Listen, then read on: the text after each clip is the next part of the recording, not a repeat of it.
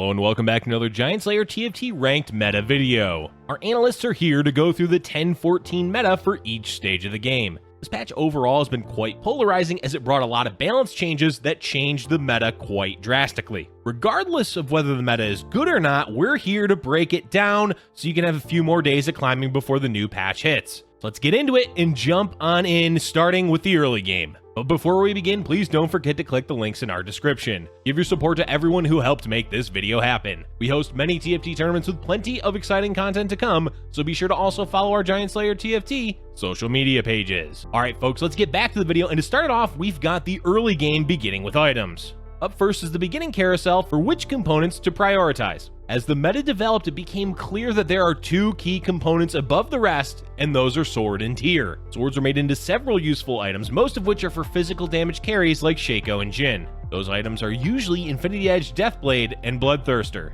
Bloodthirster is mainly only played on Shaco. Another sword item is Guardian Angel, which is likely the single best defensive item for most champions, especially for your carry. There's one last sword item we'd like to talk about, but before we do, let's switch over to the tier. Tiers are mostly prioritized because of blue buff. This item enables two potential carries in the meta, Syndra and Cassiopeia. You can play them without blue buff, but they're just not nearly as effective. Tiers can also be used with a sword to make Shojin. Shojin has become a top item in the meta because it's great on champions like Ashe and Janna. Besides sword and tier, you're likely going to want a glove as it makes into Infinity Edge, and another important carry item, Last Whisper.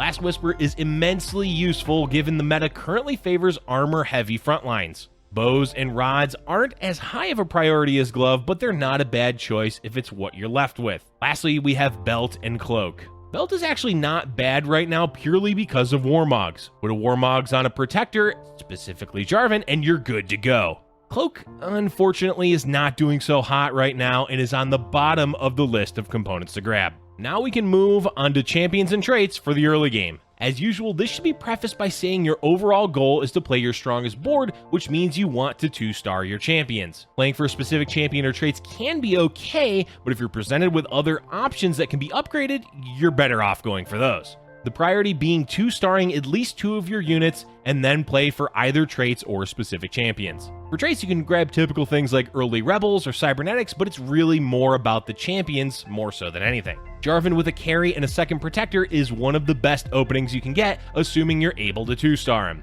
Rakan is also a great pickup as the second protector because he provides great CC. Xayah is also a strong option as she holds onto items well in pairs with the other 2 champions we just mentioned. Let's turn our attention to 3-cost champions. You're not guaranteed to get any early game right now, but there's quite a few options. Syndra, Cassiopeia, Shaco, Ashe, Jace, and yes, Bard are all worthwhile to buy if given the choice. Syndra, Cassiopeia, and Shaco are all mid to late game carries in their respective builds and can carry the early game for you. Ashe is great after she received multiple buffs in 10-14. Jace is a Vanguard and, well, Vanguard is great throughout the whole game. Lastly, Bard is valuable because he grants you experience towards leveling without having to spend your gold, meaning that you can build up your economy. Keep in mind he's worth more early in the game than later, so try to buy him on 2-1 or 2-2 if possible. And the last section of the early game we'll talk about is leveling and economy. Meta is still favoring aggression, which means you're going to level to 4 on either 2-1 or 2-2, and then again on 2-5. Pre-leveling is also common, which means you want to level to 4 early and then hit the level up button during the 2-4 carousel. What this does is makes it so that you're at 8 of 10 in experience, which will naturally level you to 5 before the 2-5 shop appears. Doing this increases your chances of finding a 3-cost champion and lets your shop on 2-5 have a chance to roll a 4-cost champion. In general, don't worry too much about building your economy as you want to minimize the amount of damage you take by spending gold aggressively. With the early game done, let's move on and talk about the mid game.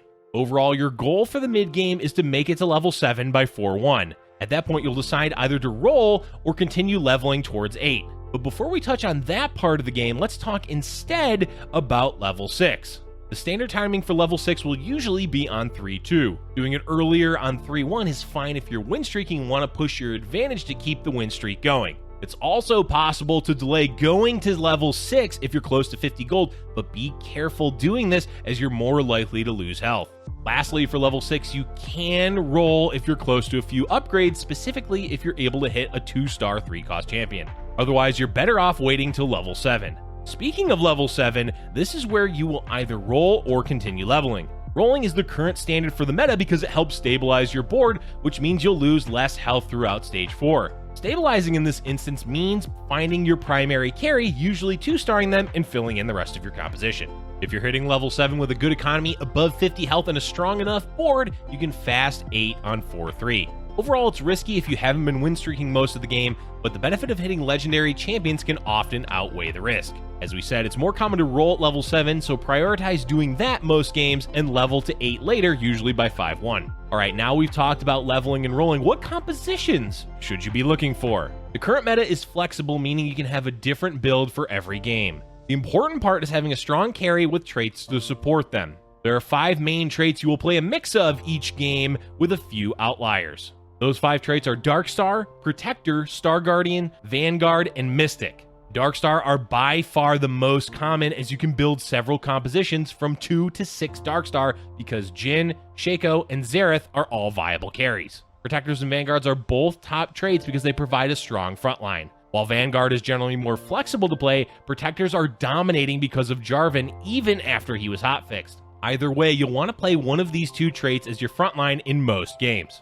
Mystic is easy to splash in for any composition, plus Cassiopeia is a great carry for Vanguard Mystic. And Star Guardians are doing really well right now because of Syndra, Neeko, and Janna. Syndra is a great carry, though she, like Cassiopeia, does need a blue buff to do well. Janna is amazing right now between her CC and attack speed buff. Lastly, Neeko makes playing Protectors an option for Syndra compositions, and she's looking good at stunning pesky infiltrators that happen to get on your backline. Outside of those 5 traits, you're likely to fill in the rest of your composition with Chrono, Celestial, or Infiltrator. Cybernetics are still viable if you high roll the champions, and Jinx is also still an okay carry, though not as strong as she was in 10-13. The bottom line is, try to find one of several viable carries and build your items and composition around them. Always make sure to scout and see what other players are playing so you're not playing a carry that's being overly contested. Now, we move on to the late game. A big part of the late game for this patch is filling in traits that you need while making your way towards level 9. You'll want to get to level 9 because you get to fit in either an extra trait or a strong 5-cost champion.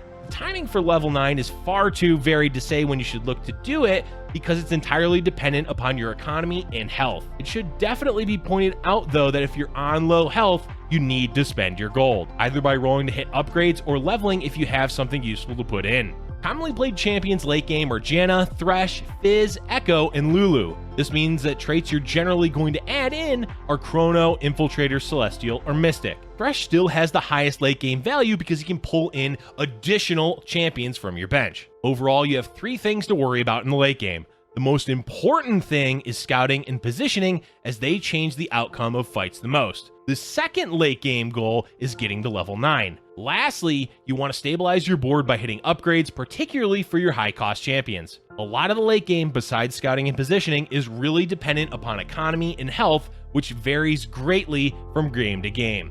Alright, the last section of this video is going to be on galaxies. These are just general tips for most of the galaxies. This won't cover Treasure Trove because it's basically just a boosted up normal galaxy. Neekoverse remains relevant in each meta because 2 Neekos help is always useful. For this meta, you can easily use it on several 3-cost champions. Syndra, Shaco, or Cassiopeia are top candidates, and Bard is actually a great option as well if you can get him early. And by early, we mean no later than 2-2 and preferably on 2-1. Otherwise, you're better off not using your Neekos on him. You can always save your Neekos to use on a legendary champion later on in the game. Trade Sector is a galaxy that benefits from pre-leveling and overall just leveling aggressively, as you get 10 champions each round in your shop for free with the reroll. This means you have double the chances of finding a 3 or 4 cost champion. Shredder has returned as a playable composition, which does make this galaxy a bit more relevant. That said, there's really not any other reroll build currently. Super Dense Galaxy is an okay galaxy because it doesn't change the game too drastically.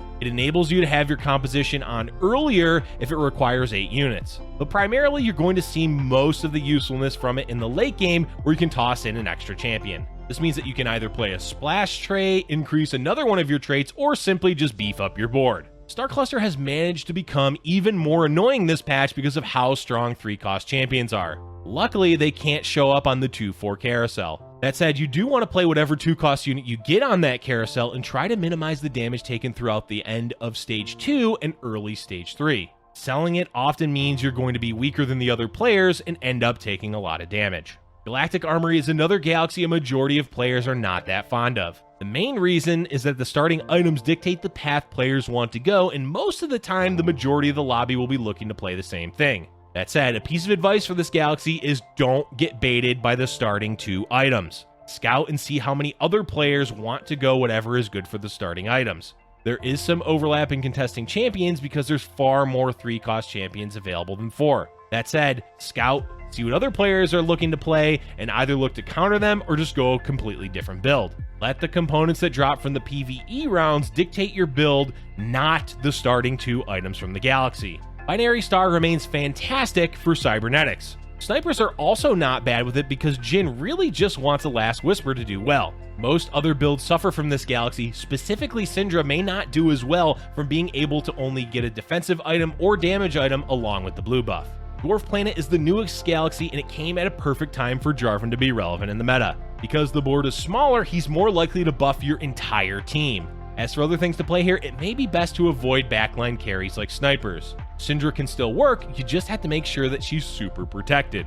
By far one of the best options on this galaxy is Vanguard Mystic. It's super hard to kill, and Cassiopeia is well protected, so fights are guaranteed to go on for a while. That is going to be it for today's video, folks. We hope this breakdown of the ranked meta will help you all climb in the last few days before the patch arrives. Let us know in the comment section below how your ranked climb is going and what you're looking forward to in patch 10.15. Thank you for watching, and if you're enjoying our content, be sure to hit the like button and subscribe for future Giant Slayer TFT videos.